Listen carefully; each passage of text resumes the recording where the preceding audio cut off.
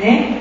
E hoje batalha pelo segundo CD, um CD mais comercial, buscando maior penetração na mídia. Todos nós torcemos para que isso se concretize, é por isso que estamos aqui. O preço pago pelo ingresso nessa apresentação de hoje não é um pagamento por um show, mas sim uma forma de apoio, um apoio cultural de cada um de nós, para que seu trabalho possa continuar, para o nosso deleite, para a nossa alegria, para o nosso prazer, que seu trabalho continue. Portanto, com vocês, o amigo admirável, o nosso Valdir Rosa.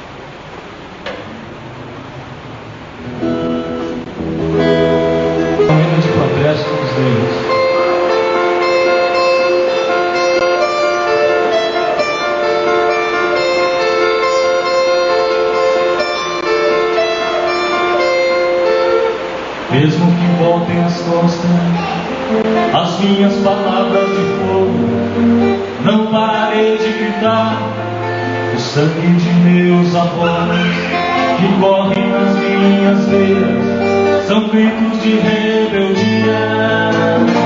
Não pararei de gritar, de gritar.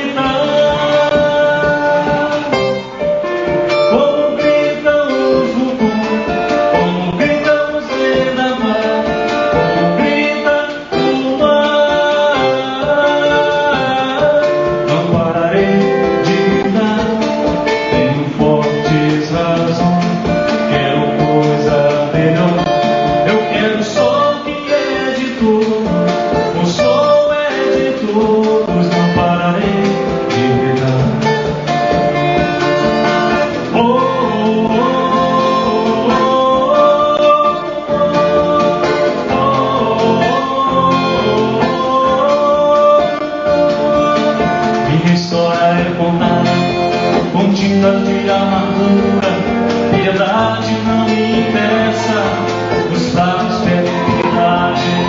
Eu quero coisa melhor, eu quero só, ele é de todo.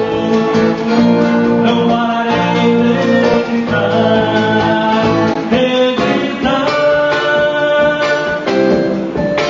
Como gritam os vulcões, como gritam os vendavais, como gritam.